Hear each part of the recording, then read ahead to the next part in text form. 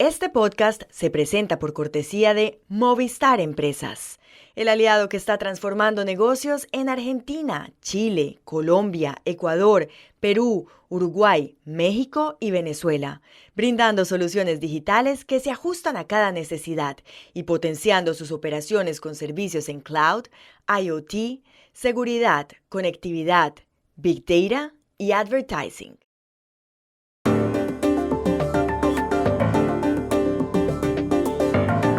Javier Milei acaba de cumplir 100 días en la Casa Rosada. Al posesionarse, dijo que su país iba a entrar en una época de paz y prosperidad.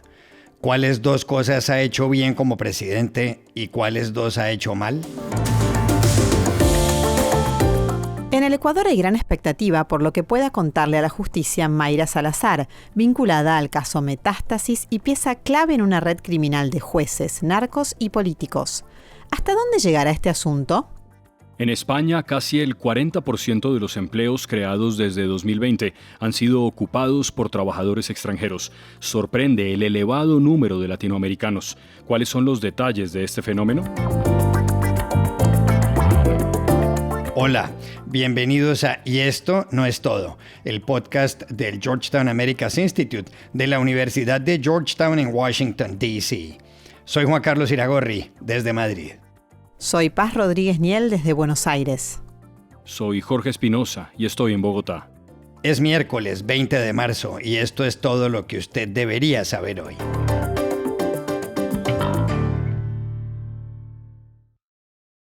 Ayer se cumplieron los primeros 100 días de Javier Milei como presidente de Argentina. Economista libertario, líder del partido La Libertad Avanza, Milei llegó al poder tras derrotar en las elecciones al candidato del peronismo y del kirchnerismo, Sergio Massa. El pasado 10 de diciembre, cuando tomó posesión del cargo, Milei dijo que el país dejaba atrás una época de declive y de fracasos y que empezaba una era de reconstrucción, paz, prosperidad. Fue un discurso de algo más de media hora ante miles de personas. Durante más de 100 años, los políticos han insistido en defender un modelo que lo único que genera es pobreza, estancamiento y miseria. Un modelo que considera que los ciudadanos estamos para servir a la política y no que la política existe para servir a los ciudadanos. En la campaña, Milei había dicho que si ganaba iba a cerrar el Banco Central, a dolarizar la economía y a eliminar varios ministerios. Paz, ¿cómo podría uno resumir a estas alturas, con cifras representativas, la presidencia de Javier Milei? Hay 3 cifras, Juan Carlos, que para mí son clave. Las del achicamiento del gasto público, la pobreza y la inflación. El gasto público se achicó un 36%. Y eso es algo que Milei esgrime como uno de sus principales logros. Se trata del mayor recorte de caja de los últimos 30 años. Tiene, claro, una contracara, el crecimiento de la pobreza. La Argentina tiene 57,4% de sus habitantes pobres y 15% indigentes, de acuerdo con la última estimación que hizo la Universidad Católica Argentina. En diciembre la pobreza era del 49,5%. Hoy entonces decimos esta estimación nos da 57,4%. El otro número clave es la inflación, que fue del 13,2% en febrero. Milei dijo que está muy orgulloso de este número. Es un número que resultaría dramáticamente alto en la mayoría de los países, un 13,2% mensual, pero en la Argentina hay que verlo en contexto. En diciembre pasado, el mes en el que asumió Milei, la inflación fue del 25,5%, fue todo un pico, y en enero del 20,6%.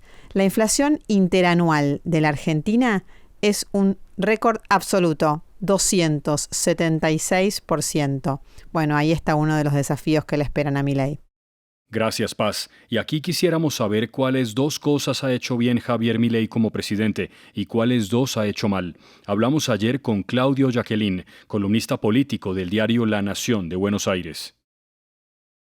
En primer lugar, yo diría que lo que ha hecho bien Milei es correr la frontera de lo que se podía decir y no se podía decir, sobre todo en materia económica, sobre todo en cuanto a lo que tiene que ver con los recursos del Estado y el déficit fiscal, que en la Argentina parece una enfermedad crónica y ha instalado ese debate y ha permitido que se revisen muchos posicionamientos. Y ese me parece que es una de las cosas que realmente ha hecho bien Milei y eso se ha instalado en la sociedad. En segundo lugar, creo que lo que ha hecho bien también es conectar con la sociedad.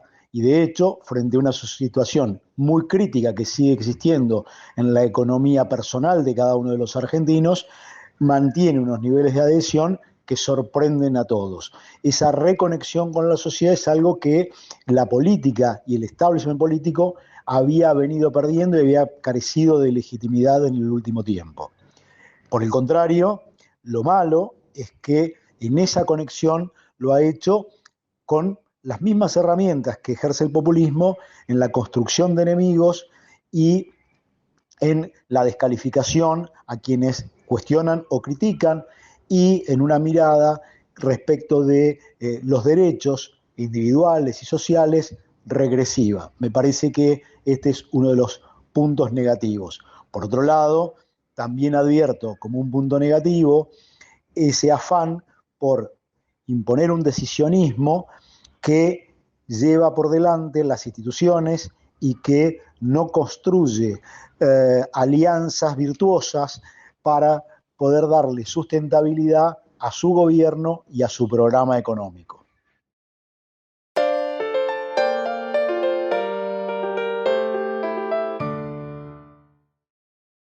En el Ecuador hay ahora un nombre que está causando alarma y temor en mucha gente. Es el de Mayra Salazar, una mujer de 35 años nacida en Guayaquil y que fue directora de comunicaciones de la Corte Provincial de la provincia del Guayas. Mayra Salazar fue detenida en diciembre y ha sido vinculada por las autoridades al caso Metástasis, que ahora tiene un derivado, que es el caso Purga. En ambos se investiga una red delincuencial compuesta por jueces, dirigentes políticos y capos del narcotráfico. La red conseguía beneficios y fallos judiciales.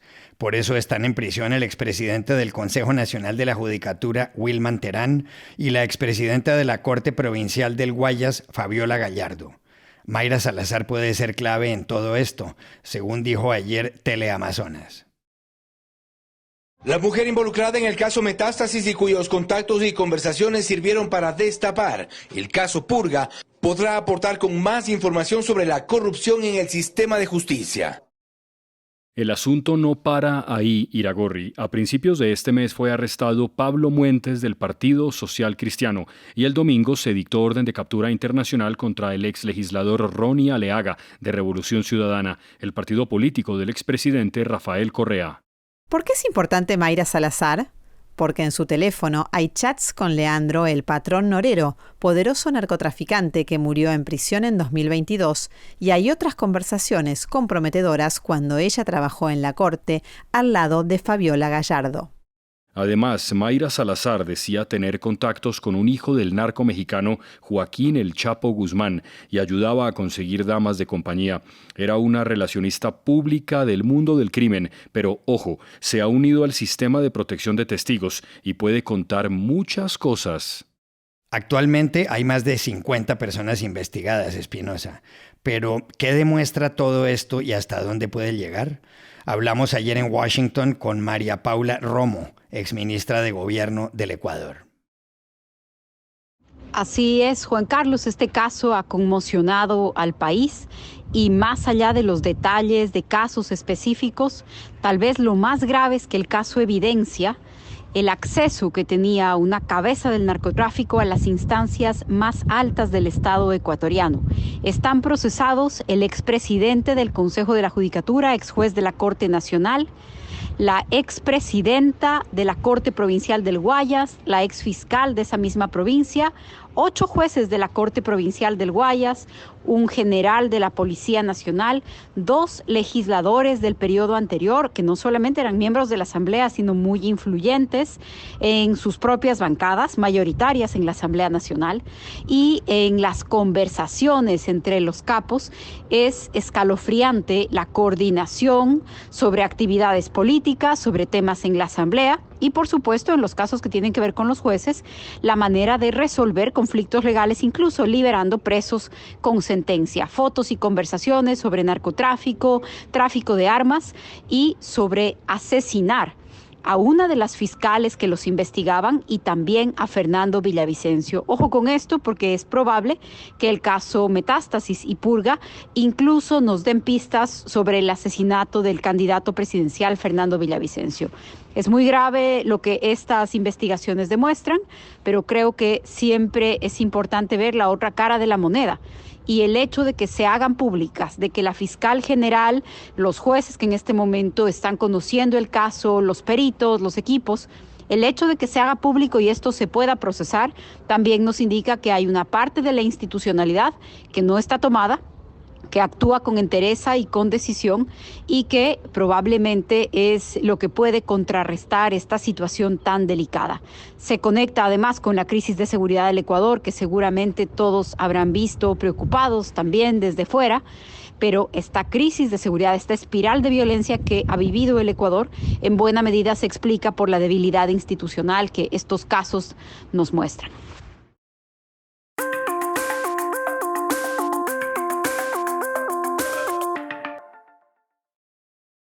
Este podcast se presenta por cortesía de Bancolombia y de su proyecto Orígenes.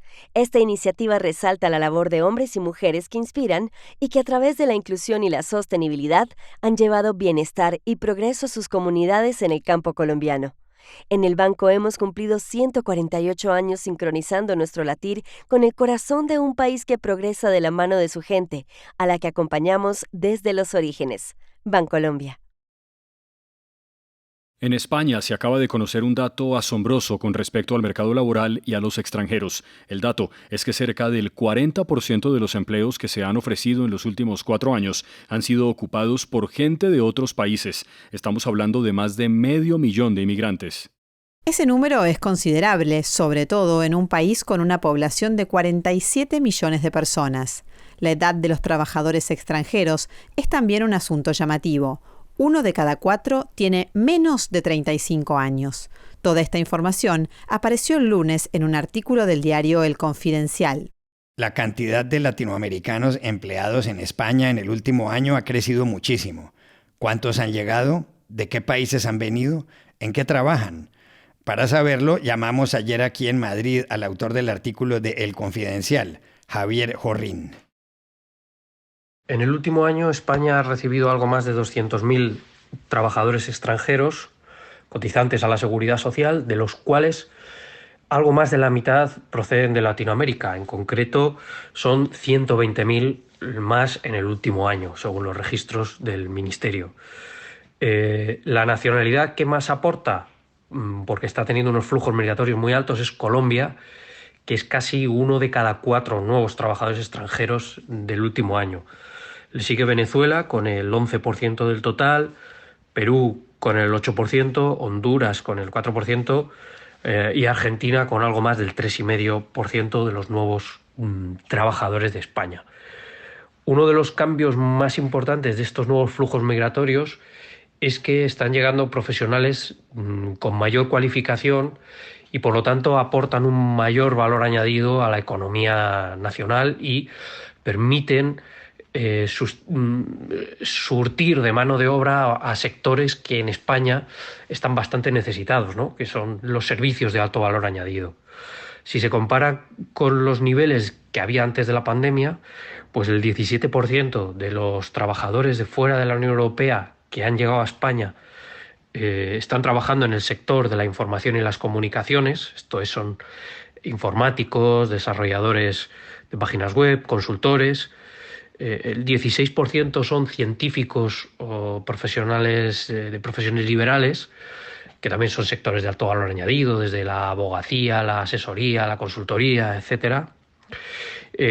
También un 8% son sanitarios, más de un 5% forman parte de la industria manufacturera, más del 10% son transportistas. Y esto supone un cambio muy relevante respecto a los flujos migratorios tradicionales que recibía España, que eran más trabajadores de la construcción, de la hostelería, que venían sin estudios Esto está permitiendo que la migración genere un alto valor añadido dentro del país. Y estas son otras cosas que usted también debería saber hoy. Y la primera de ellas es que un día confuso vivió ayer en Estados Unidos la ley SB 4 de Texas, que permite detener y deportar a los migrantes que entren ilegalmente en ese estado. Primero, la Corte Suprema de Justicia permitió desde Washington que la norma entrara en vigor al menos temporalmente. Pero horas después, la Corte de Apelaciones del Quinto Circuito, que incluye a Luisiana, Mississippi y Texas, volvió a bloquearla. El origen de todo esto es que el gobierno de Joe Biden entabló una demanda contra la ley, pues considera que solo las autoridades federales manejan el control en las fronteras. Después de 17 años, el Banco Central del Japón aumentó ayer la tasa de interés, es decir, lo que paga alguien al conseguir un préstamo. Lo subió del menos 0,1% al 0,1%. El motivo es que el mes pasado la economía entró en recesión y le cedió el tercer puesto entre las más grandes del mundo a la de Alemania. El Banco Central había mantenido la tasa de interés en negativo para que la gente no guardara el dinero en su cuenta, sino que lo gastara. El objetivo era hacer crecer la economía, pero ayer decidió cambiar el rumbo. La candidata presidencial oficialista en México, Claudia Sheinbaum, me dijo ayer en el estado de Tamaulipas que si gana las elecciones convocará un diálogo para reducir la semana laboral a 40 horas. Actualmente es de 48. Sheinbaum representa a la coalición Sigamos Haciendo Historia, encabezada por Morena, que es el partido político del presidente Andrés Manuel López Obrador. El 2 de junio, Claudia Sheinbaum se enfrentará a la opositora Xóchitl Gálvez, a quien aventaja ampliamente en los sondeos. Y aquí termina el episodio de hoy de Y esto no es todo, donde siempre habrá más. En la producción estuvo John F. Burnett.